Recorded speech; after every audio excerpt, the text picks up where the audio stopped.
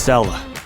Before we step out into the world, before we tackle our task, before we face our routine, let's take a moment to pause.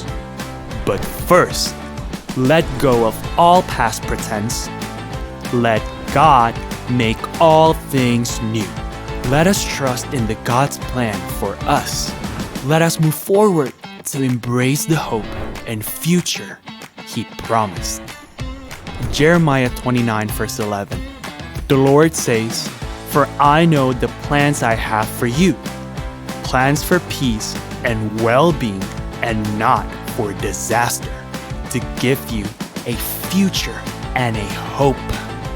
Let the peace and grace of God direct the steps of the righteous.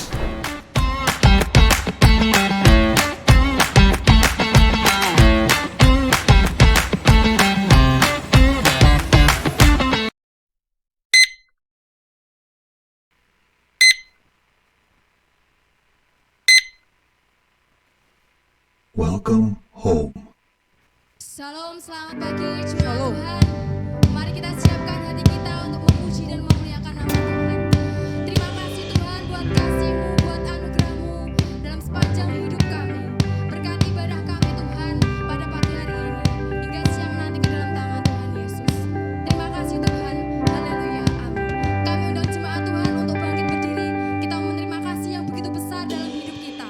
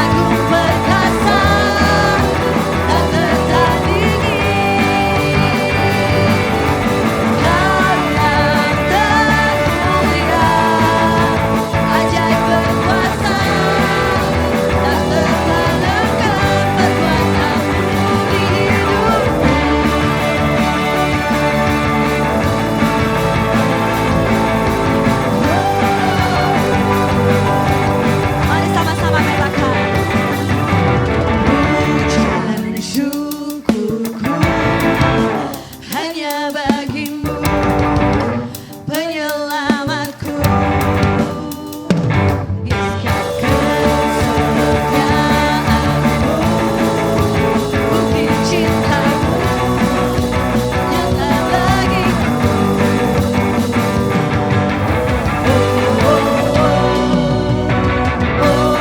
Katakan sama-sama, Kau yang terhebat, Aku perkasa, tak tertandingi.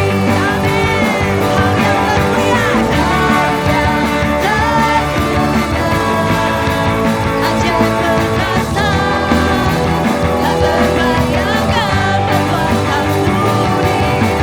Kau yang terhebat, Aku perkasa, tak tertandingi.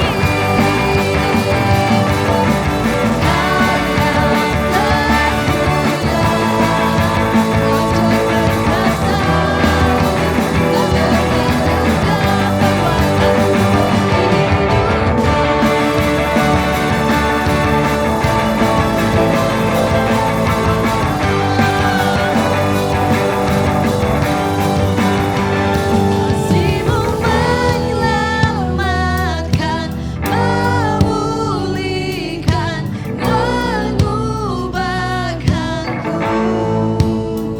Kuasa-Mu membangkitkan, membebaskan, menyembuhkanku. Kasih-Mu menyelamatkan, memulihkan, mengubahkanku. Kuasa-Mu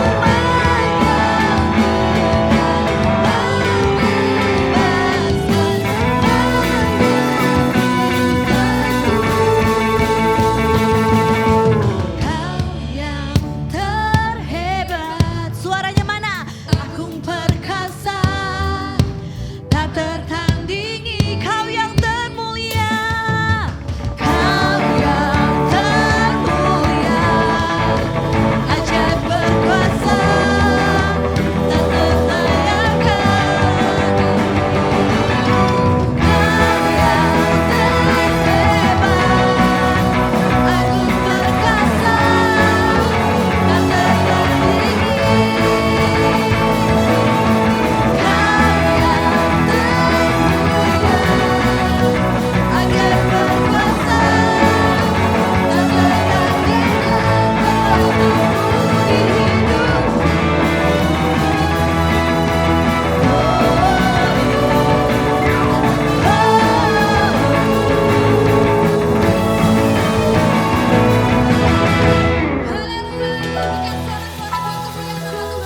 Jemaat Tuhan, silakan duduk kembali, tetap dalam hadirat Tuhan.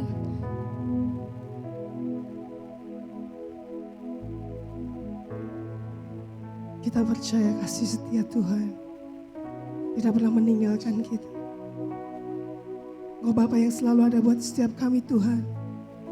Saat kami membuka mata, sampai kami tertidur Tuhan, dan sampai kami membuka mata kembali, kami selalu melihat rahmat-Mu baru buat setiap kami. Hari-hari kami dipenuhi dengan berkat, dengan sukacita. Sekalipun permasalahan itu ada, tapi kami percaya Engkau tidak meninggalkan kami. Kami mau bernyanyi untuk Engkau Tuhan. Kami mau bermazmur untuk nama-Mu Yesus.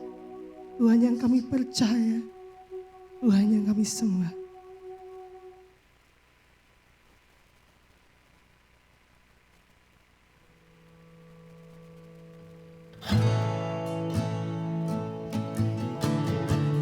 Katakan ku cinta Kau selama hidupku. Mengasihi Yesus. Ku cinta Kau, rahmat-Mu nyata bagiku. Hidupku di dalam tangan-Mu. Saat pagi ku terbangun, sampai ku terbaring, ku nyanyi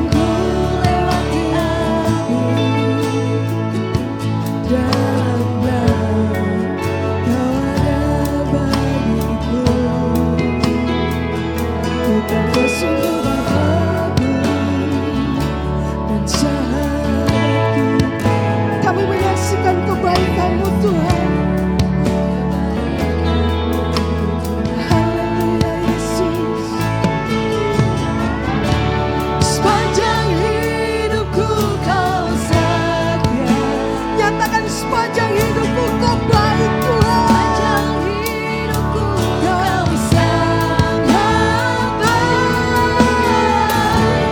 Nafasku memuliakan Kami nyanyikan kebaikan-Mu Tuhan.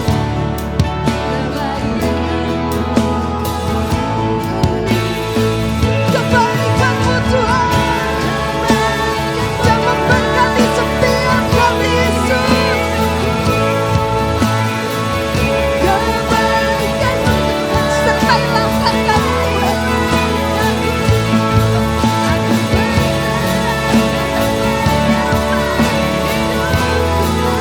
Hanya bagi-Mu Tuhan.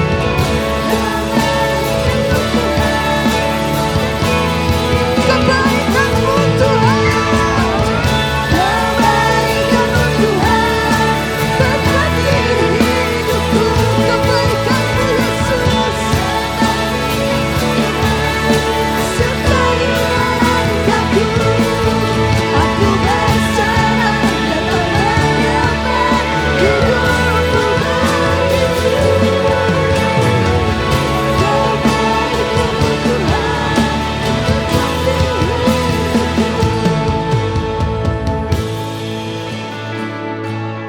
Sepanjang hidupku Tuhan, sepanjang hidupku kau setia.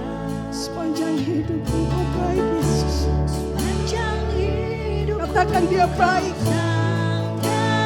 dia selalu baik. nafasku memuliakan.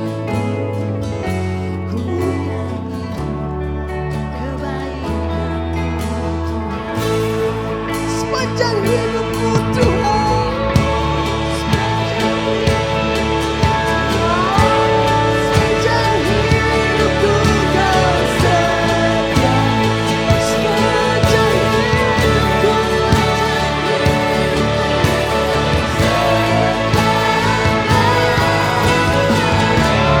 nafasku memuliakan.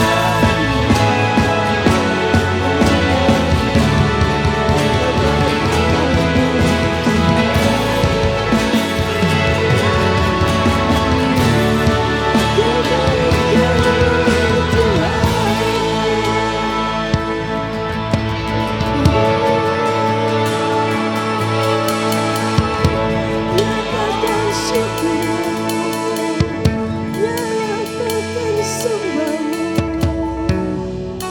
Sanjung dia, sanjung Yesus. Dia yang selalu baik, dia yang selalu ada, dia yang tidak pernah meninggalkan. Nyanyi bagimu Tuhan, ku sembahmu Yesus, ku naikkan syukurku, ku naikkan sembahmu, ku naikkan pujiku, hanya bagimu Tuhan. Sampai nafas kami terhenti Tuhan, dan sampai kami mengikut Engkau Bapa. Kami mau tetap bernyanyi untuk Engkau Yesus. Kami mau tetap bermazmur buat Engkau Bapa. Kami mau menjadi penyembah-Mu seumur hidup kami. Sampai nafas ini terhilang Tuhan, kami bersama-sama dengan Engkau Yesus. Menyembah-Mu, nyatakan kebaikan-Mu.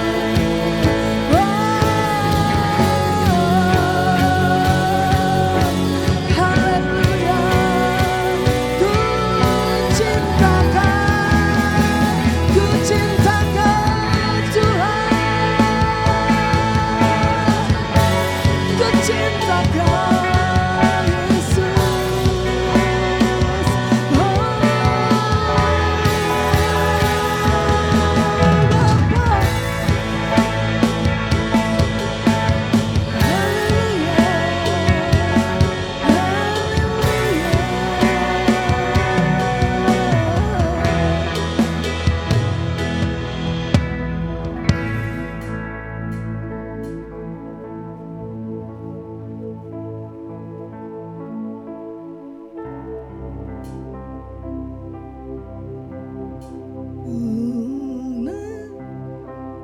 syukurku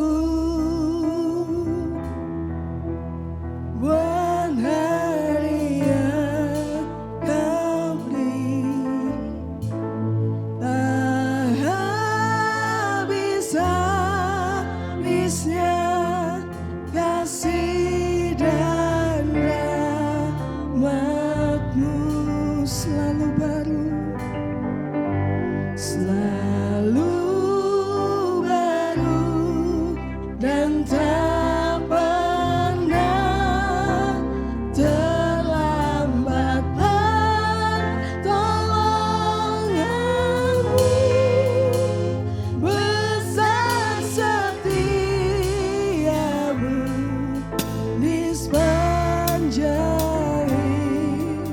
hidupku. Ku naikkan syukurku, ku naikkan syukurku buat hari ini Yesus, buat saat ini Tuhan. Kami boleh berdiri menyembah-Mu di tempat ini Bapa. Kami boleh bersama-sama di tempat ini Tuhan. Itu semua karena anugerah kebaikan-Mu, semua karena belas kasihan-Mu turun atas setiap kami Bapa. Selalu baru kami melihat anugerah-Mu Tuhan. Selalu baru, tidak pernah habis Bapa. Terlambat pertolongan-Mu. Besar setiamu di sepanjang. Dengan segenap hati nyatakan, ku naikkan syukur hanya bagi-Mu Tuhan. Naikkan syukurku buat hari yang kau tak habis-habisnya kasih dan rahmat-Mu selalu baru Tuhan, selalu baru, dan tak pernah terlambat pertolongan-Mu. Besar setiamu di sepanjang hidupku. Terima kasih Tuhan buat kesetiaan yang Kau berikan kepada setiap kami, buat rahmat yang baru, anugerah yang baru di hari ini Tuhan. Kami mengucap syukur untuk itu Yesus. Terima kasih Bapa yang baik, yang percaya Tuhan Yesus baik. Katakan sama-sama, amin. Kami undang jemaat Tuhan untuk bangkit berdiri. Kami ada karena Engkau Tuhan. Kami mau menyembah Engkau selama-lamanya Tuhan.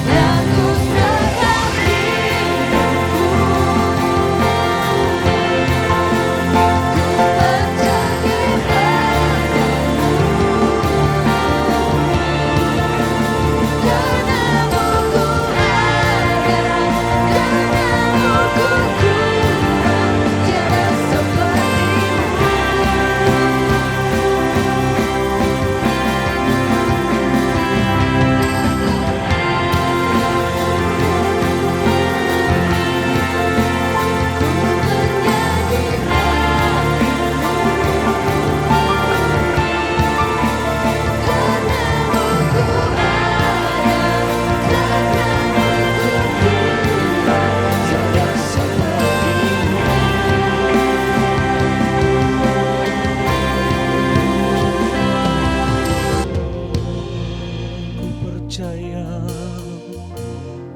ku berserah. Kami percaya, kami berserah kepadamu.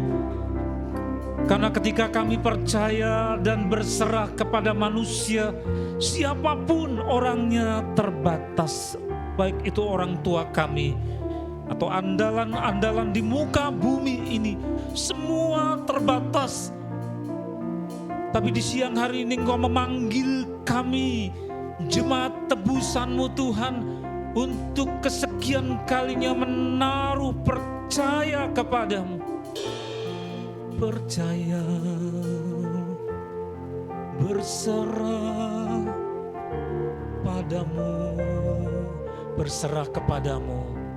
Karena Engkau bisa dipercaya, maka kami percaya kepadamu. Kami berserah kepadamu karena Engkau menerima penyerahan-penyerahan diri.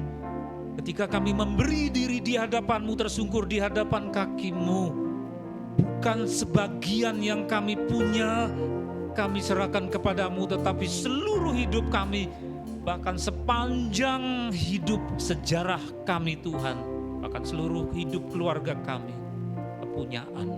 Terimalah, terimalah. Kami sampai kepada minggu perjamuan Tuhan. Di bulan yang baru ini, silakan Tuhan hadir di tengah-tengah kami. Engkau melawat seluruh jemaat-Mu. Lihat Tuhan ini seluruh jemaat-Mu yang setia, yang haus untuk datang bersekutu bersama dengan Engkau, bersama-sama dengan tubuh Kristus. Sebelum kami menerima perjamuan Tuhan yang Engkau perintahkan, kami hendak menerima firman-Mu menjadi landasan. Pakai mulut lidah hamba-Mu untuk dengan benar menyampaikan firman-Mu. Kuasa Roh Kudus menaungi kami semuanya, sehingga kami mendengar apa yang berasal daripada-Mu, dijauhkan dari segala rekayasa manusia. Di dalam nama Tuhan Yesus, kami sambut kebenaran firman-Mu. Haleluya, amin. Silakan duduk. Selamat pagi Bapak Ibu Saudara-saudara yang dikasihi oleh Tuhan. Shalom. Agenda kita berurutan tentu. Hari Minggu tanggal 5 bulan yang baru ini, kita diundang untuk ikut bersama-sama mengungkapkan iman kita untuk kesekian kalinya dalam perjamuan Tuhan, juga mengungkapkan kebersamaan kita sebagai tubuh Kristus. Tetapi juga sesudah minggu ada agenda kita besok hari Kamis tanggal 9 ada peringatan Hari Kudus tanggal 9. Agendakan saudara hari Kamis kita peringatan akan kenaikan Tuhan Yesus. Kita mengucap syukur bahwa secara nasional istilah yang kacau itu sudah diperbaiki karena usulan hamba-hamba Tuhan, tidak lagi namanya kenaikan Isa Al-Masih. Karena Isa Al-Masih bukan juru selamat kita, tetapi peringatan kenaikan Tuhan Yesus. Ya, juru selamat kita bukan Isa, tetapi Tuhan Yesus.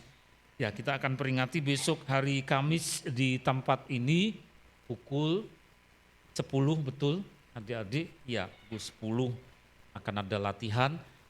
Ya, hari Kamis tanggal 9. Nah, saudara yang dikasihi oleh Tuhan, kita akan bersama-sama menerima firman Tuhan yang menjadi landasan sebelum kita menerima perjamuan Tuhan ini dari satu tema yang Tuhan berikan dan harus diteruskan kepada saudara-saudara sekalian, yaitu tema tentang bukit kulit katan. Bukit kulit katan, ya saudara, bukit kulit katan. Apa itu kita akan melihat bersama-sama berdasarkan firman Tuhan, yaitu dari kitab Yosua pasal yang kelima, karena jatah yang diberikan dari Sinode Pusat itu membaca bulan ini kitab Yosua pasal kelima, sehingga kita sebisa-bisanya untuk melihat itu. Siap saudara, Yosua pasal 5 mulai dari ayat yang kedua. Siapkan hati. Pada waktu itu berfirmanlah Tuhan kepada Yosua, buatlah pisau dari batu dan sunatlah lagi orang Israel itu untuk kedua kalinya. Ini kalau salah paham dalam tafsir kan ngeri ya, maka tidak boleh salah tafsir, apalagi yang dilatih untuk meneruskan saya menjadi penyampai firman, tidak boleh salah tafsir. Tuh kasihan, sunatlah lagi. Sunatlah lagi berarti dulu pernah sunat, suruh sunat lagi orang Israel untuk kedua kalinya. Kalau salah paham, kasihan sudah disunat kok disunat lagi. Nah ini harus tepat, bukan satu orang di circumcise 2 kali di Kitan atau bahasa Jawanya tetak 2 kali pada satu orang yang sama, bukan. Tetapi yang dimaksud itu adalah Kitan, circumcise ya, atau sunat pada generasi yang terdahulu, tapi generasi yang terdahulu itu kemudian sudah meninggal, dan kemudian generasi yang berikut dalam perjalanan belum sempat disunat, sehingga ketika mulai masuk ke tanah perjanjian, apa yang diharuskan oleh Tuhan adalah sunat pada generasi yang berikut. Nah, generasi yang disunat yang terdahulu itu sudah meninggal, sudah mati. Jadi bukan satu orang disunat 2 kali, bukan. Tetapi 2 kali dalam pengertian yang kedua itu pada generasi yang berikut. Itu maksudnya saudara. Ya. Nah terus pada waktu itu berfirmanlah Tuhan kepada Yosua, buatlah pisau dari batu. Jadi terlalu repot untuk mengasah atau membuat pisau dari logam, sehingga kuno sekali, namanya saja perjanjian lama. Sehingga semua versi lama, saudara, Kitan itu sendiri juga lama, versi lama, alatnya juga lama. Bukan logam tapi pisau batu. Kitan yang versi perjanjian baru, saudara, Paulus memaklumkan yang terpenting adalah sunat hati. Jadi yang dipotong, yang kotor itu, bungkus yang kotor melambangkan akan seisi dunia ini yang memberi pengaruh dan membungkus dengan kejahatan dan dosa, dihilangkan. Maka Paulus menyebut yang esensi, yang pokok adalah sunatlah hati. Tapi kemudian bentuk dari upacaranya sudah bukan lagi pemotongan bagian itu dari laki-laki, tetapi berupa baptis. Ya saudara, jadi baptis adalah versi baru dari sunat. Nah sehingga sunat pada organ laki-laki itu sudah tidak lagi mutlak, tetapi kalau masih dilakukan bukan dalam rangka pengertian religi, bukan dalam pengertian itu keagamaan, tetapi konteksnya, bingkanya adalah dalam rangka apa? Kesehatan, kebersihan. Ya, saya sendiri juga menempuh itu waktu masih ya remaja, saudara. Nah, yang dikasih oleh Tuhan, Yosua diperintahkan buatlah pisau dari batu, sunatlah orang Israel itu untuk kedua kalinya. Perhatikan lagi kata kedua kalinya. Jadi generasi yang terdahulu, segala hal yang kotor pada tubuh, itu menunjuk kepada makna segala hal yang kotor yang membungkus hidup mereka harus disingkirkan, wujudnya adalah sunat. Terus mereka meninggal, para bapak, para nenek, para kakek ya saudara, generasi terdahulu, muncul generasi yang berikutnya. Generasi yang berikut, kata firman Tuhan harus disunat dalam pengertian mereka tidak bisa bonceng sunat. Aku enggak usah karena papaku sudah sunat, jadi saya bonceng statusnya papa, tidak bisa. Itulah arti dari sunat 2 kali, artinya bapak sendiri, dia dikitan, circumcise. Lah engkau kan anak, engkau harus cepat atau lambat tidak bisa anak kecil terus, tapi tumbuh menjadi seorang yang bertanggung jawab atas hidupmu di hadapan Tuhan. Tidak bisa namanya status disucikan, dibersihkan, tapi status bonceng orang tua. Nah ini kemudian juga penerapannya pada masa kini juga seperti itu. Anak-anak di tempat ini tidak seterusnya tetap anak-anak, akan tumbuh menjadi remaja awal, lalu remaja tengah sampai remaja dewasa, dan habis masa remajanya ketika usia 20 tahun. Diajak makan adik saya tuh daerah Karanganyar, terus ya dia bilang kok ora kroso ya mas, katanya adik saya perempuan. Tahu-tahu anaknya sudah usia 20, habis masa remajanya. Itu anaknya yang tulung, kata adik saya pas mau makan. Saudara akan tumbuh menjadi seorang yang dia harus bertanggung jawab. Tidak bisa bonceng dalam hal keuangan, dalam hal perumahan, dalam hal intelektual, dalam hal pengambilan keputusan. Sampai kepada nanti kalau sudah berkeluarga, tak boleh orang sudah berkeluarga apa-apa mengadu ke orang tua. Kan sudah punya istri sendiri, punya suami sendiri, ya diselesaikan 2 orang. Itu tanda dari kedewasaan.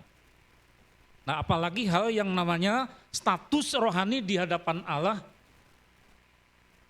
Petrus pernah di pinggir danau Tiberias itu kemudian ditanya cecar ya. Apakah engkau agape kepadaku? Petrus tidak sanggup. Agape itu tingkatannya kasih yang sampai nyawa pun tidak disayangkan. Apakah engkau agape kepadaku? Simon anak Yohanes. Ya. Dia tidak berani, Tuhan aku agape kepadamu. Dia bilang diturunkan standarnya, dimerosotkan. Saya cuma filia kepadamu. Filia itu kasih yang tingkatannya di bawah agape. Dicecar saudara, pertanyaan kedua diulang. Simon anak Yohanes apakah engkau agape kepadaku? Tidak berani lagi dia berkelit lagi, mengelak. Aku filia kepadamu, padahal pertanyaannya agape, kasih yang ilahi. Tak sanggup saya, kasihnya adalah kasih filia. Ditanya yang ketiga sampai dia sedih. Pertanyaannya, Simon anak Yohanes, apakah engkau agape kepadaku? Jawabannya, tak, maka sedihlah hati Simon. Dan dia menjawab, Tuhan kau tahu segala sesuatu mengenai aku hanya filia kepadamu. Di Alkitab bahasa Jawa terjemahannya lebih bagus ya. Simon anak Yohanes opo sira tresno marang ingsun? Jawabannya bukan kula tresno dumateng paduka ndak, tetapi kula namung demen dumateng paduka ya. Tresno, kamu tresno ndak, tapi jawabannya apa saudara? Kula namung demen. Jadi itu terjemahan bahasa Jawa saudara, terjemahan dari apa? Agape dan filia. Tapi saudara perhatikan pertanyaannya bukan Simon-Simon yang lain. Tetapi Simon kamu ini. Ya, Simon anak Yohanes apakah engkau mengasihi aku? Jadi dia tidak bisa sembunyi di balik status massal. Tidak bisa lagi sembunyi di balik status ayahnya Simon. Itulah arti dari sunatlah 2 kali. Kata firman Allah kepada Yosua untuk menyunat, mensirkumsais, ya menghitan generasi yang berikut. Mereka tidak bisa bonceng. Saya jadi ingat saudara umur 9 tahun sudah digojlok sama Tuhan hal seperti itu. Umur 9 tahun mama saya dipanggil Tuhan, saya kolaps secara mental. Ya. Belajar tidak bisa, kerjakan PR, hilang semua. Ya pikirannya karena mama saya diambil Tuhan umur 9, terjadi labilitas dalam mental. Belum selesai duka citanya ayah saya, kakak perempuan saya dan diri saya masih dalam suasana duka. Tahu-tahu saya dan kakak dihantam oleh satu penyakit yang membuat 3 bulan tidak sekolah. Bayangkan gimana Bapak Ibu saudara. Sekolah 2-3 hari sakit, izin masih wajar.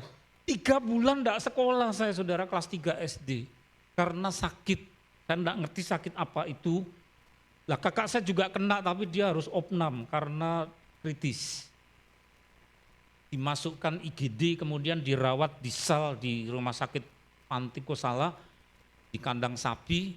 Tapi saya cukup dirawat di rumah. Ayah saya kerja, masih dalam suasana duka, dihantam penyakit.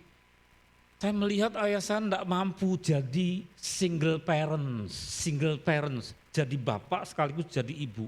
Hingga dia minta tolong adik iparnya, seorang perawat untuk datang ke Jebres, menunggui saya setiap pagi, nanti begitu siang jam 2 ayah saya pulang 2:30, perawat ini pulang. Dia masih bibi saya. Jadi dia verplig, bahasa Belandanya saudara, menunggui saya. Nah di situ terjadi yang namanya satu evaluasi, masih kecil saudara, umur 9 tahun, tapi mau tidak mau Tuhan itu menghadapkan saya kepada bagaimana hubungan saya ini dengan ayah. Sambungan dari Tuhan memanggil ibu saya yang saya kasihi. Sampai kalau saya lihat ada anak kecil dituntun oleh ibunya masuk ke toko sepatu, begitu saya amati dari jauh. Wah gimana ya rasanya seperti anak laki-laki itu dituntun mamanya masuk ke toko sepatu. Saya bukan iri kepada sepatunya, bukan. Tapi dituntun mamanya itu loh. Masuk ke toko sepatu, gimana rasanya? Ya. Baru merasa seperti itu saudara, kalau sekarang saya bisa mengevaluasi apa yang terjadi yang Tuhan kenakan pada anak laki-laki umur 9 tahun itu, bahwa kamu enggak bisa andalkan orang yang kamu kasihi dan setiap hari peduli kepadamu, yaitu ibumu. Ini sekarang ibumu adalah milikku, ku ambil. Bisa apa kamu? Sekarang ayahmu jadi single parent, jadi bapak, jadi ibu. Jangankan memelihara, mengasuh, sedangkan untuk menunggui saya saja harus titip seorang perawat. Apakah belum selesai duka cita karena ditinggal mama? Yang kedua, ayah saya Tuhan perlihatkan, ini loh ayahmu juga tidak mampu. Jadi siapa andalanmu sesungguhnya? Saya sudah mulai mengerti waktu sudah tua saudara seperti itu. Tapi waktu itu masih mencari-cari, jadi proses itu begitu panjang. Belum selesai mengenai Tuhan kasih lihat ibu usia terbatas. Ayah jadi single parent tidak mampu. Kalau pulang mesti piye dek. Dia tanya kepada adik iparnya itu.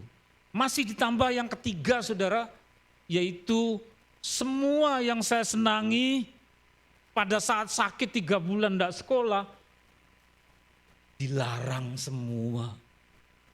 Ya anak kecil umur 9 tahun, ada yang di sini umur 9 tahun saudara, anak kecil pasti punya kesukaan, apa itu? Ya, itu dilarang semua, sedih rasanya, frustrasi. Sudah tidak sekolah 3 bulan ya saudara, rasanya tegang. Ini gimana kalau pelajarannya ketinggalan, sekolah 2-3 hari tidak masuk masih wajar. Ini 3 bulan loh saudara, bukan 3 hari.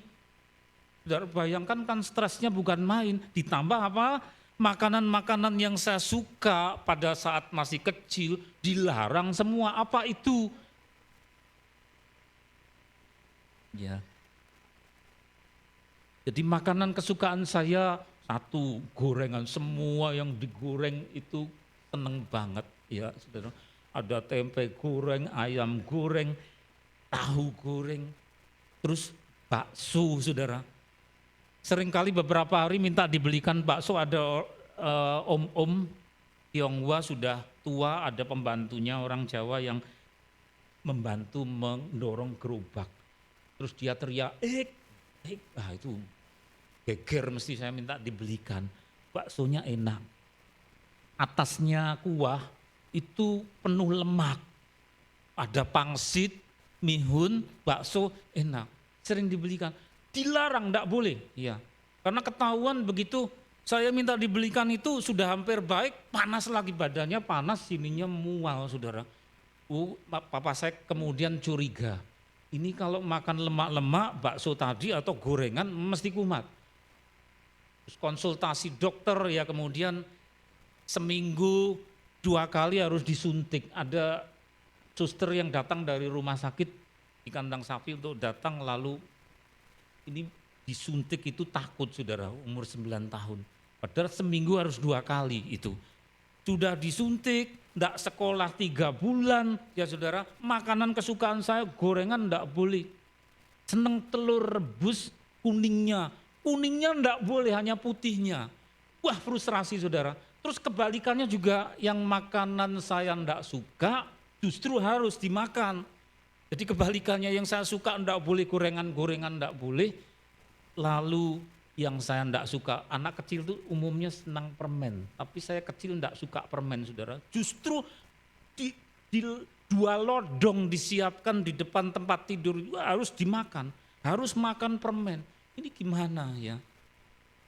Supaya cepat sembuh katanya, saya juga enggak mengerti sakit apa itu. Harus makan permen sering, habis, ya terus.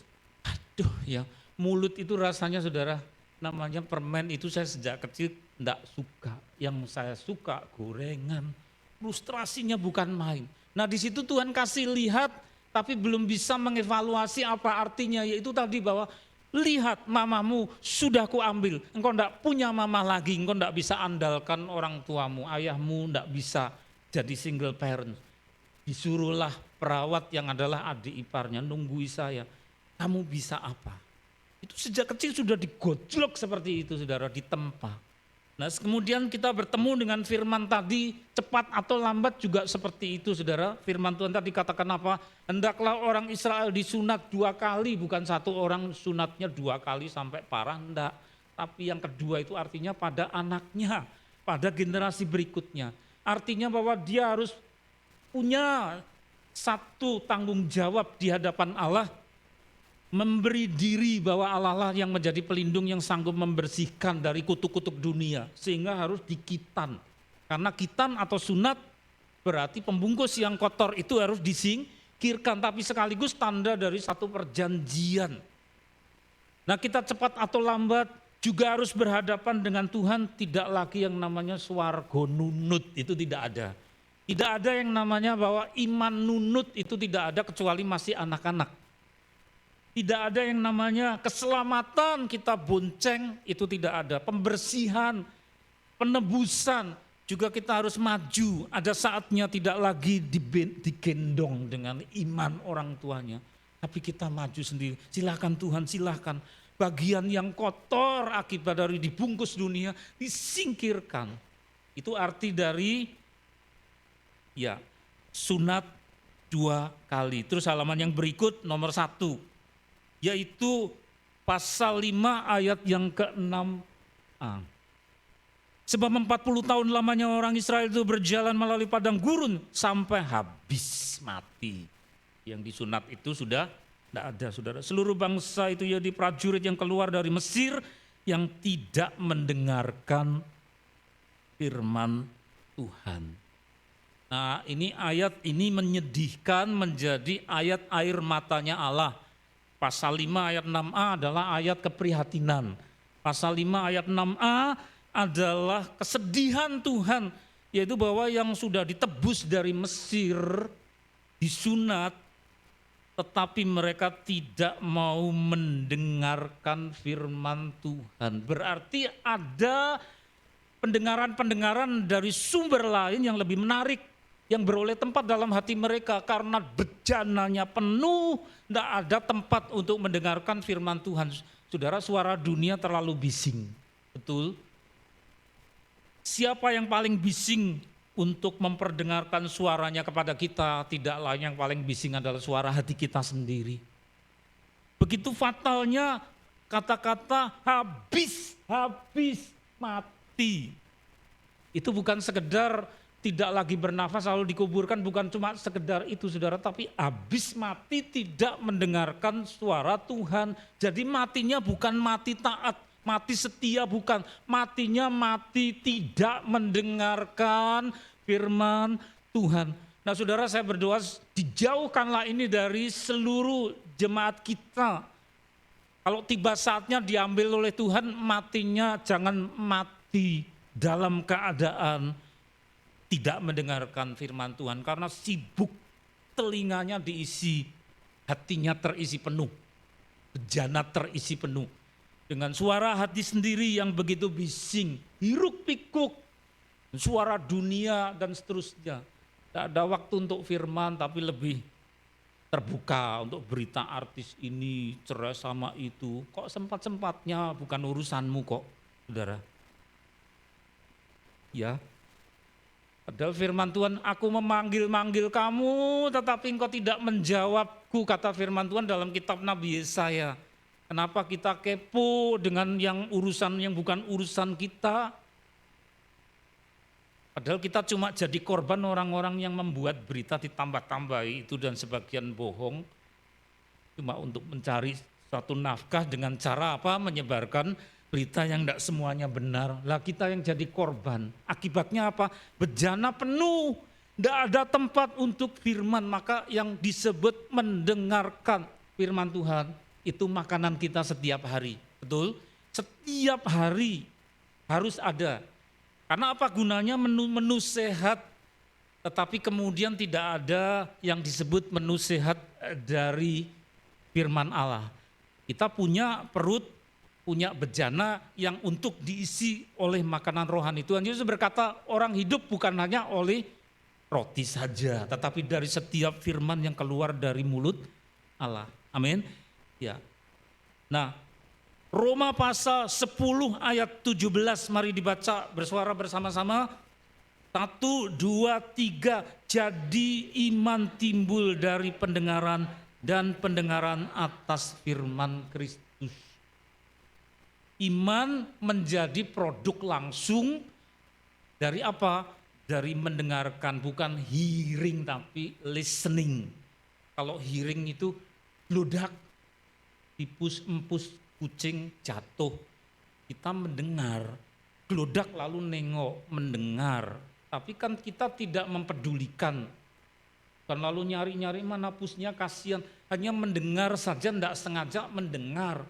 Ini mendengarkan, jadi listening, bukan mendengar tetapi mendengarkan. Bukan hearing tetapi apa? Listening. Jadi memberi perhatian, bejana hati dibuka, sampai firman Tuhan itu masuk. Itu yang dimaksud kemudian menjadi sumber atau penyebab satu produk namanya apa? Iman. Iman timbul dari pendengaran akan firman Kristus.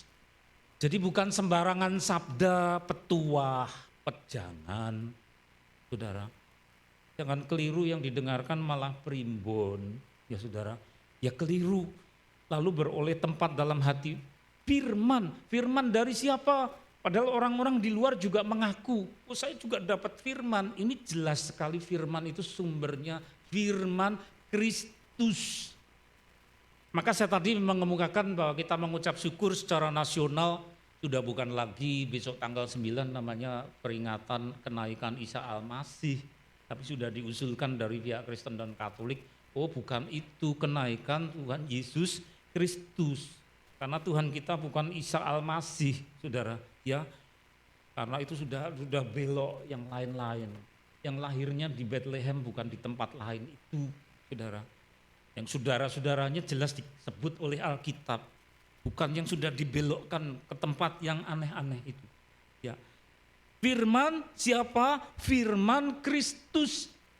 Bukan sembarang sesembahan. Karena di dalam Alkitab itu jelas sekali disebut Tuhan kita, meskipun di dalam perjanjian lama ada Elohim. Elohim memang sangat umum, yaitu yang maha kuasa. Bisa yang berarti Allah yang asli, penguasa langit dan bumi. Tuhannya Israel disebut Elohim, tetapi juga Elohim merupakan sesembahan dari orang-orang yang tidak percaya kepada Tuhan. Ada pohon, batu, ya kayu, Elohimnya mereka, ilahnya mereka. Saudara, kita tidak menyembah sembarang Elohim, tidak sembarang Allah, tetapi apa? Firman Kristus. Itulah yang kemudian produknya adalah iman. Iman muncul dari pendengaran akan firman Kristus. Itu namanya mendengarkan supaya apa saudara? Supaya kita tidak seperti generasi yang terdahulu dari orang yang keluar dari Mesir yang disebutkan apa? Mati, habis mati, tidak mendengarkan firman Tuhan, habis mati. Jadi habisnya mati itu mati yang tidak terhormat. Matinya bukan mati terpuji, mati kosongan, mati yang fatal. Nah dijauhkanlah kita dari semua itu. Tetapi kalau sudah saatnya dipanggil oleh Tuhan dalam keadaan mati dalam iman. Betul saudara? Meninggal dalam iman. Itu yang kita harus patok. Tidak boleh tidak. Jadi kita sudah harus punya komitmen seperti itu. Ikrar seperti itu saudara. Nah berikut tentu ada pesaing-pesaing supaya mereka juga minta didengarkan. Sehingga orang bising dengan segala macam pencobaan, penggodaan. Sehingga orang yang bunuh kakaknya sendiri, bunuh ibunya sendiri gara-gara uang 50.000. Adik ditenggelamkan ke dalam ember sampai meninggal, begitu ditangkap polisi.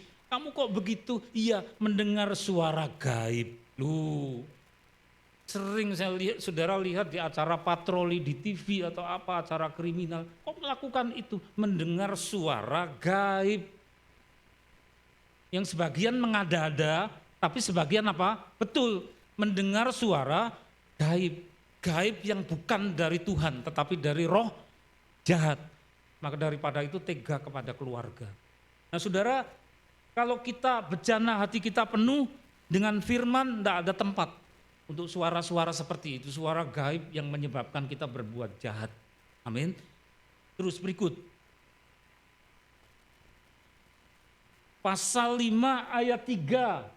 Lalu Yosua membuat pisau dari batu dan disunatnyalah orang Israel itu di bukit kulit katan. Maka judul dari khotbah ini, sermon ini adalah bukit kulit katan. Saudara, jadi ketika kitan atau sunat itu dilakukan, ya enggak mungkin itu model orang mengada-ada, ini buat kenang-kenangan diwadahi botol itu dibawa masuk ke tanah perjanjian. Lah buat apa ya saudara?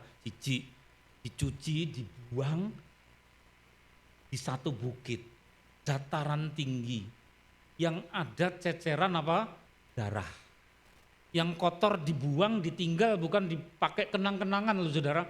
Dan itu bukan di bawah jurang, tetapi di dataran tinggi. Sehingga bukit itu dicatat di dalam kitab suci, bukit kulit katan, atau bukit tempat orang laki-laki disunat.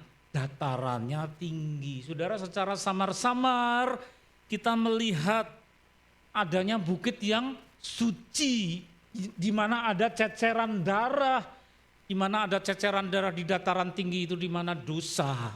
Segala macam hal yang kotor dari dunia disunat, dipotong, dibuang. Di suatu bukit berdarah-darah. Siapa yang memotong? Namanya adalah Yosua, Yehoshua, yang artinya adalah Yahweh menyelamatkan. Disingkat menjadi Yehoshua. Tuhan kita dalam bahasa Ibrani namanya sama. Yehoshua atau Yosua.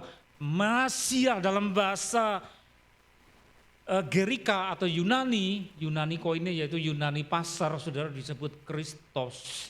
Yesus Kristos. Yesus bahasa Ibraninya Yehoshua, Yahasua. Jadi namanya sama dengan tokoh yang disuruh menyunat ini. Nah sekarang kita melihat bahwa ini ternyata adalah satu peristiwa yang samar-samar menunjuk kepada sunat yang sesungguhnya. Dosa kita, kutuk-kutuk yang kita pikul akibat dari dibungkus, dikelilingi oleh dunia. Itu kemudian dipotong, disunat berdarah-darah di satu tempat yang tinggi. Sehingga kemudian kita yang hidup pada masa kini dan diberi perjanjian baru, lalu bisa berkata, oh ternyata penggenapannya, perwujudannya adalah Golgota. Ya. Bukit kulit katan itu maknanya adalah Golgota. Dan yang menyunat bernama Yosua tidak lain menunjuk kepada Yosua yang sejati. Siapa dia? Juru selamat kita. Itulah Tuhan Yesus, saudara. Harus ada darah. Tanpa ada darah tidak ada pengampunan dosa. Tanpa ada tumpahan darah orang tidak bisa ke surga. Karena siapa yang masuk ke surga harus kudus. Bagaimana kita bisa berbuat benar 100%? Karena banyak salahnya, betul. Salah ngomong, salah pikir, salah bertindak. Yang masuk sana harus suci 100%. Itu hanya bisa diperoleh melalui cara apa? Tumpahan darah. Dan darah itu kemudian saudara digenapi, diwujudkan dari tubuh Kristus yang dijadikan korban, diberikan untuk kita, menjadi pengganti dari diri kita.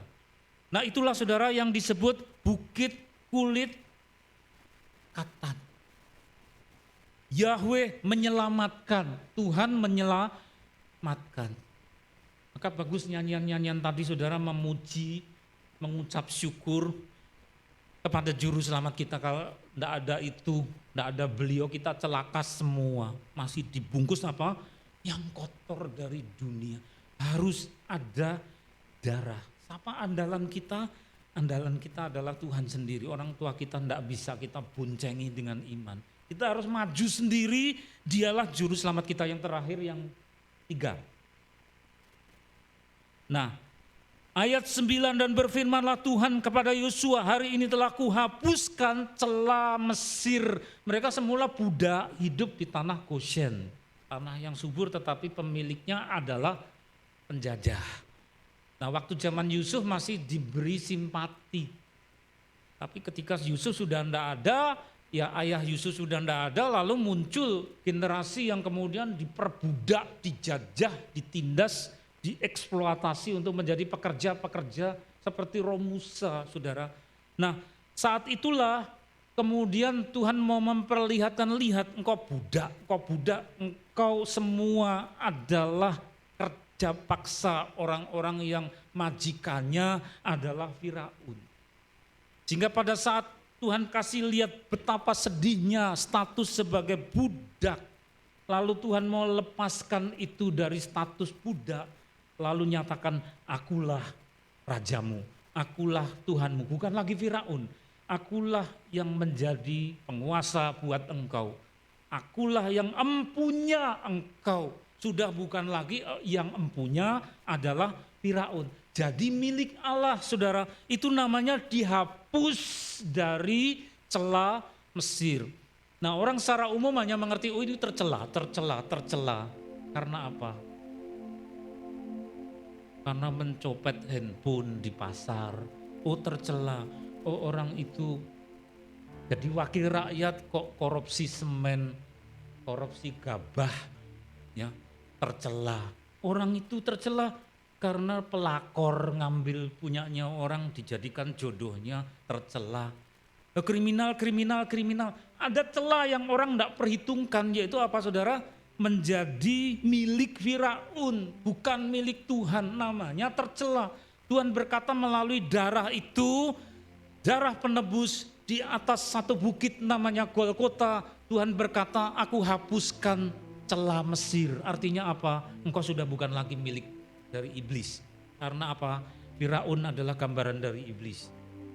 Menjadi milik Tuhan. Kalau siang hari ini saudara menaruh iman pada firman ini, saudara cepat klaim dan berkata, itu saya Tuhan. Majikanku sudah bukan lagi yang bercokol di kuburan, tempat-tempat makam keramat yang saya datangi, saya beri sesaji, sudah bukan itu, saya lepas. Ya. Majikanku sudah bukan lagi keris, tombak, tongkat, diberi sesaji. Bukan, majikanku dan yang empunya tubuhku, jiwaku, rohku adalah Allah.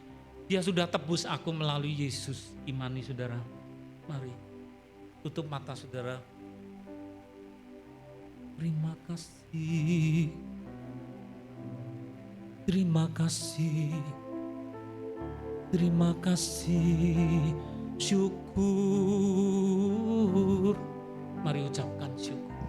Sembah bagimu, Kaulah penebusku. Kami tidak lagi bisa bonceng orang tua kami. Mereka terbatas, tetapi Engkau Allah yang tak terbatas. Jiwa raga kami milik-Mu, milik-Mu Tuhan.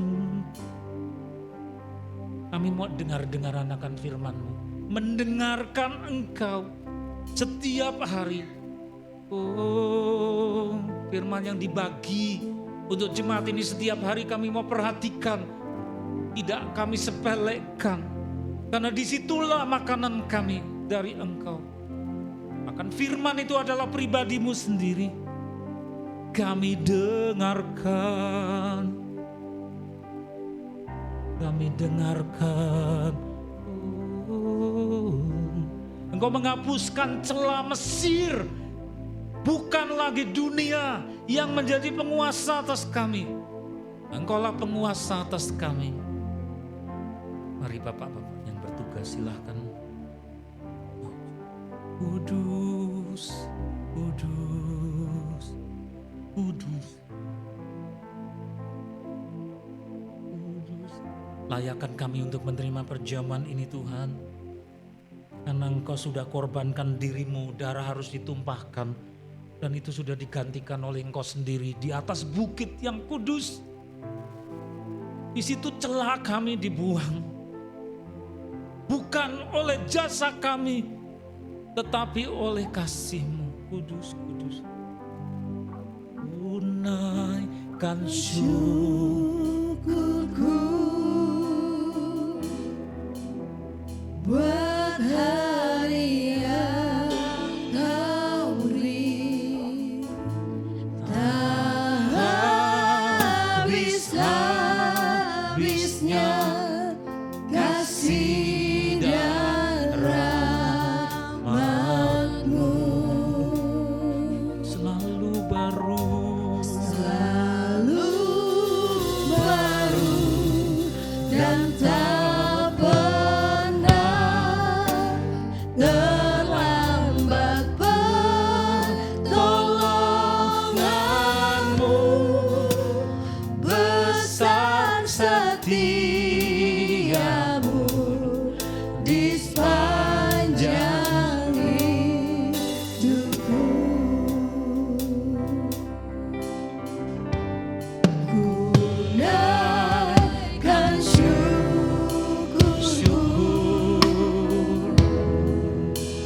buat hari yang Kau beri, tak habis-habisnya kasih dan rahmat-Mu,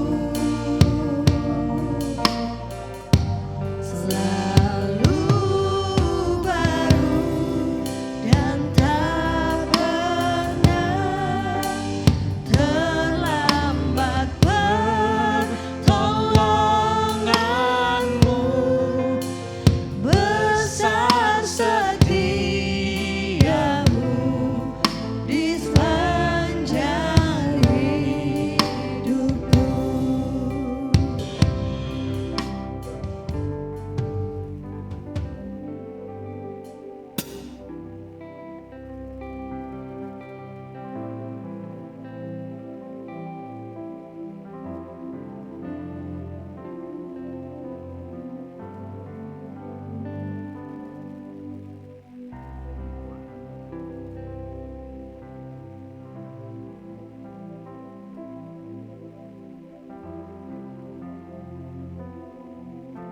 Mari saudara mengucap syukur. Angkat roti ini. Engkau sudah korbankan tubuh-Mu untuk dirobek-robek sebagai pengganti dari diri kami supaya kami tidak ke neraka. Tapi neraka itu sudah dibawa ke dalam tubuh-Mu yang disiksa, dibunuh dengan cara yang kejam supaya jangan kami dihukum. Terima kasih Tuhan. Kami mau makan ini dengan iman di dalam nama Tuhan Yesus.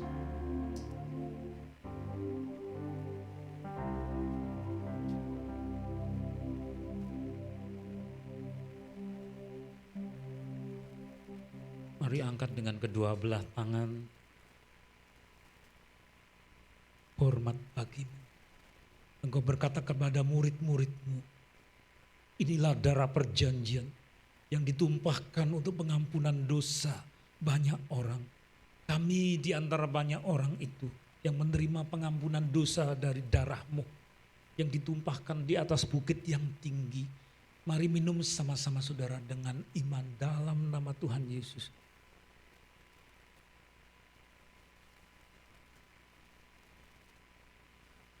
Angkat tangan kita, sembah Dia, sembah Dia. Bisikan puji nama-Mu, puji nama-Mu, puji nama-Mu. Syukur, puji nama-Mu, syukur. Oh puji nama-Mu, syukur. Sembah bagimu,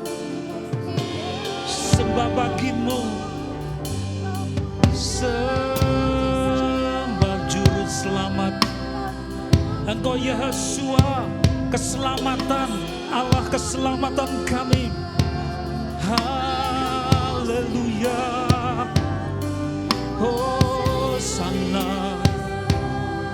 Syukur, syukur, syukur. Puji namamu Tuhan.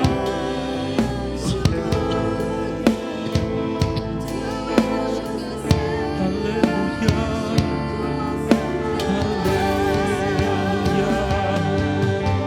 Syukur, sembah, kami beri hormat kepadamu. Kami ikut Engkau selama-lamanya.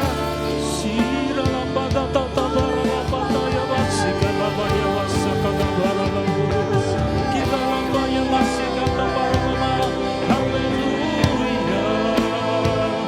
Haleluya. Haleluya. Puji namamu.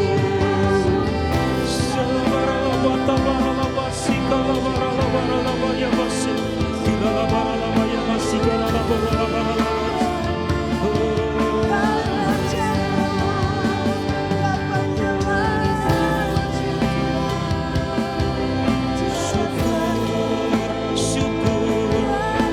Terima kasih Bapa.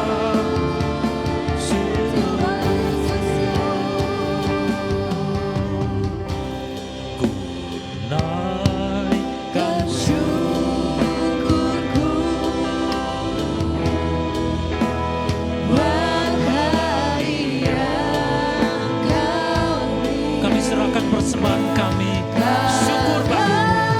Habis-habisnya kasih dan rahmat-Mu Selalu baru. baru dan tak pernah terlambat. Pertolongan-Mu besar setiamu di sepanjang hidupku. Ku naikkan syukurku. Naikkan syukurku buat hari yang kau beri. Tak habis-habisnya kasih dan rahmat-Mu Selalu baru. baru dan tak pernah terlambat. Pertolongan-Mu besar setiamu di sepanjang hidupku. Kami angkat kedua belah tangan kami. Engkau melihat jemaat ini yang Engkau kasih dan Engkau tebus.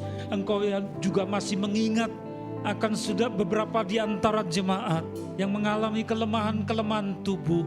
Engkau menyembuhkan di dalam nama Tuhan Yesus untuk anakmu usia Oktana. Engkau beri pemulihan oleh kuasa darah bilur-bilur Tuhan Yesus. Engkau menjamah Yafet, Engkau menjamah Olive dalam belas kasih dan kemurahan Bapa. Oleh kuasa dari bilur-bilur-Mu di kayu salib, jemaat yang berada dalam persoalan, yang lemah dikuatkan, yang takut diberi keberanian, yang mengalami keraguan-raguan diberi kepastian, yang hendak menjauh daripada-Mu, oh tangkap kembali, oh kembali kepada hadirat-Mu. Dicurahkanlah pada siang hari ini anugerah dan sejahtera dari Allah Bapa di surga, kasih karunia dari juru selamat kami yang hidup, Tuhan Yesus Kristus, keselamatan dari Allah, serta penyertaan oleh Roh Kudus yang memberi kami kegembiraan, sukacita dan penghiburan. Oleh karena nama Yesus, kami semua yang percaya berkata bersama, amin. Tuhan memberkati, sampai berjumpa besok hari Kamis dalam peringatan kenaikan Tuhan Yesus. tanggal 9